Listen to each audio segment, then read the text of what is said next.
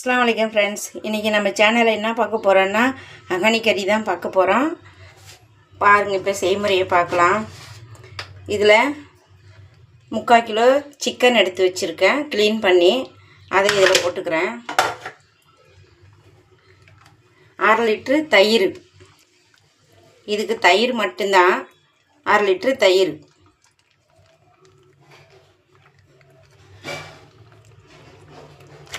இப்போது 1 ஸ்பூனு இஞ்சி பூண்டு போட்டுக்கிறேன். இன்னும் 1 ஸ்பூனு இஞ்சி பூண்டு போட்டுக்கிறேன். 10 பச்சை மிளகாய் கீறி வச்சுருக்கேன், அதையும் போட்டுக்கிறேன். ஏன்னா இதுக்கு மசாலா தூள்லாம் எதுவும் கிடையாது. 3 பல்லாரி வெட்டி வச்சுருக்கேன், அதையும் போட்டுக்கிறேன்.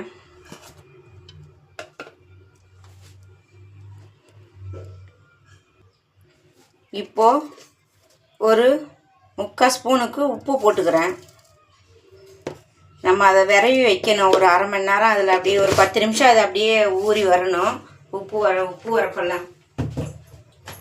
உரப்பெல்லாம் ஊறி வந்த உடனே நம்ம அதை திரும்ப குக்கரில் தாளிச்சிக்கலாம். இதை எல்லாத்தையும் போட்டு இப்போ நான் பிசைஞ்சு வச்சுக்கிறேன். நம்ம இதுக்கு மல்லித்தூள், மிளகாத்தூள் எதுவுமே கிடையாது, மஞ்சள்தூள் கூட கிடையாது இதுக்கு. அதனால் வெறும் இஞ்சி பூண்டு, தயிர், தேங்காய், அண்டிப்பருப்பு இவ்வளோந்தான். தக்காளி எல்லாம் எதுவும் இல்லை. இப்போது இதை நல்லா பிசைஞ்சு வச்சாச்சு. நல்லா ஒரு 10 நிமிஷம் அதை அப்படியே ஊறி வரட்டும். இதுக்கு ஒரு மூடியை போட்டுடலாம்.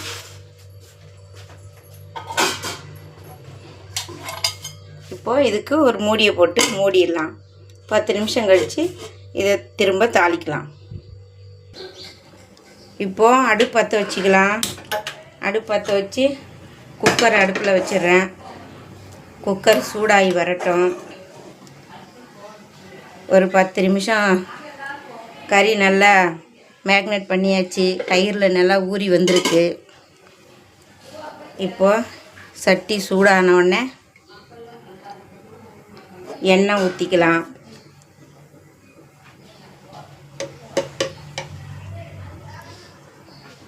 இப்போது எண்ணெய் ஊற்றிக்கிறேன்.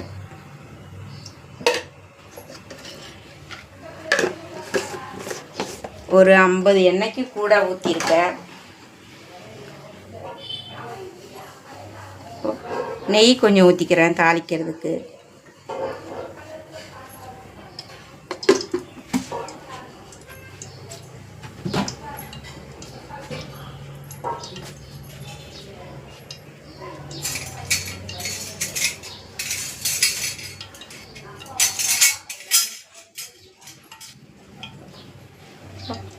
நல்லா சூடாகட்டும்.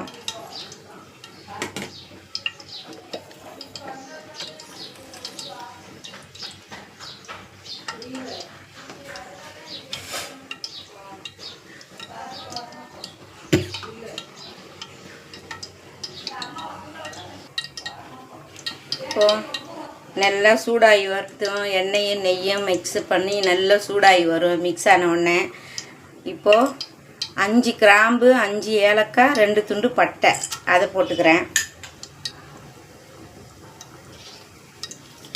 அடுத்தது கொஞ்சம் போல் ரம்ப இலை நல்லா பொரிஞ்சு வரட்டும்.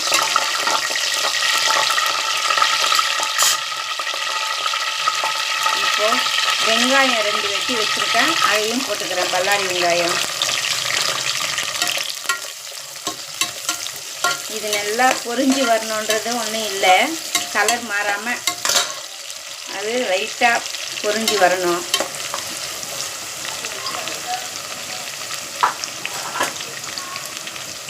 இப்போது இதில் 1 ஸ்பூன் தயிர், 1 ஸ்பூன் இஞ்சி பூண்டு எடுத்து வச்சுருக்கேன், அதையும் போட்டுக்கலாம்.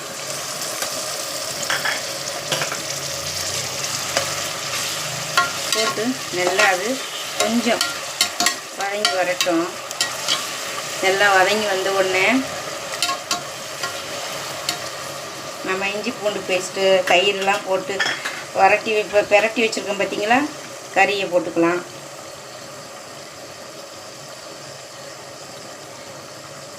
கொஞ்சம் போல் புதினா போட்டுக்கிறேன். கொஞ்சம் போல் புதினா, கொஞ்சம் கொத்தமல்லி போட்டு நல்லா இதை பெரட்டி விட்டுக்கலாம்.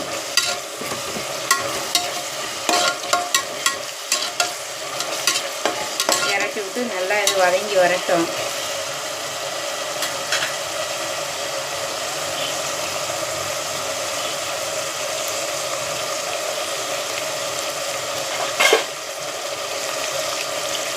இப்போது இந்த அளவுக்கு இது நல்லா வதங்கி வந்துடுச்சு. அவ்வளோதான்.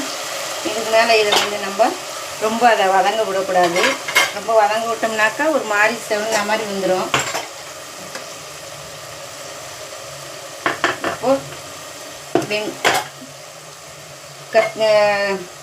கறியெல்லாம் இப்போ நல்லா ஊறி வந்திருக்கும். ஐயோ, இப்போ எடுத்து வச்சுருக்க கறியை அதில் கொட்டிக்கிறேன். நான் நல்லா வதங்கி வந்துருச்சு.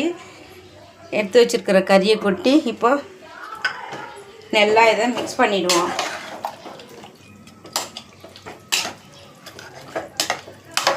மிக்ஸ் பண்ணி நல்லா இது கோழிக்கறின்றதுனால ஒரு விசில் விட்டு எடுத்துக்கலாம். அண்டிப்பருப்பும் பாதாம் பருப்பும் ஊற வச்சுருக்கேன், அதையும் அதில் அரைச்சி விட்டுடலாம். இப்போ ஒரு 5 நிமிஷம், இப்போ ஒரு 10 நிமிஷம் கழித்து திரும்ப பார்க்கலாம். இதில் இந்த சட்டியை அலசி ஒரு எள்ளுக்கான தண்ணி, ஏன்னா ஆல்ரெடி தயிரில் தண்ணி இருக்கும்ல, அதனால் எள்ளுக்கான தண்ணி ஊற்றிருக்கேன். ஒரு விசில் மட்டும் விட்டு எடுத்துக்கலாம். தண்ணி போதும்னு நினைக்கிறேன், அடி பிடிச்சிடக்கூடாது. சரி, கொஞ்சம் ஊற்றிக்கலாம்.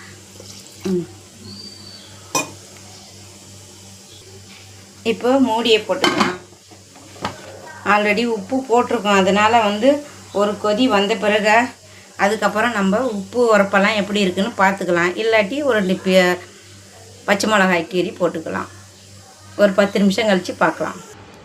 பாருங்கள், இப்போ 10 நிமிஷம் முடிஞ்சிட்டு இப்போ விசிலை தூக்கி விட்டு விசில் போனோடனே இப்போ நம்ம இந்த அடுப்பை அமர்த்திட்டேன்.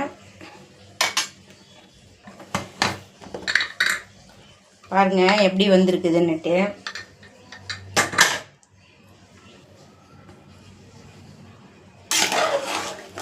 மசாலா எப்படி வந்திருக்கு பாருங்கள். இப்போ இந்த ஸ்டேஜில் உப்பு உரப்பெல்லாம் கரெக்டாக இருக்கான்னு பார்த்துக்கலாம்.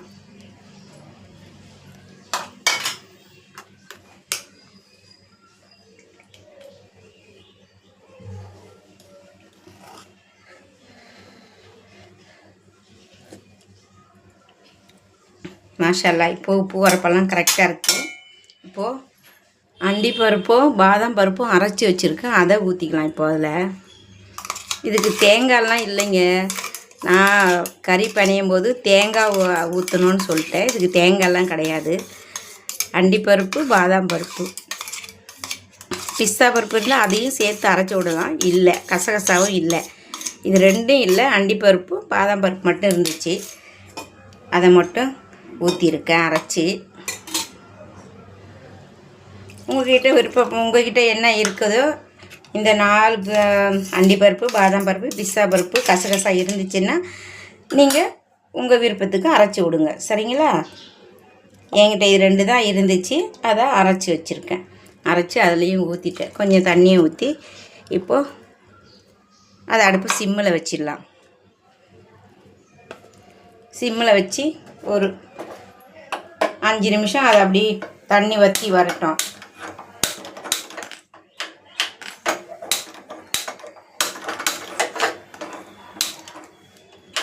இதுக்குள்ளே தண்ணி பூந்துடுச்சு.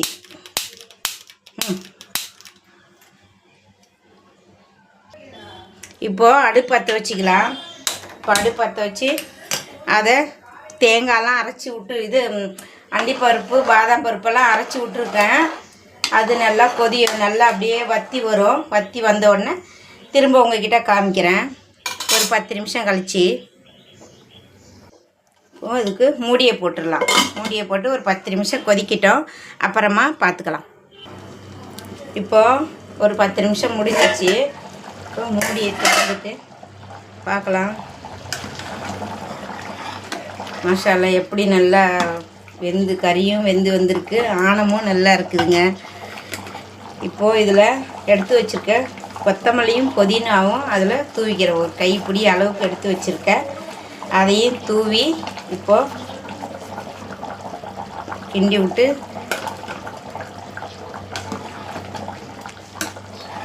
எப்படி இருக்குது பாருங்கள் செமையாக இருக்கா? இப்போ அடுப்பை ஆஃப் பண்ணிடுறேன்.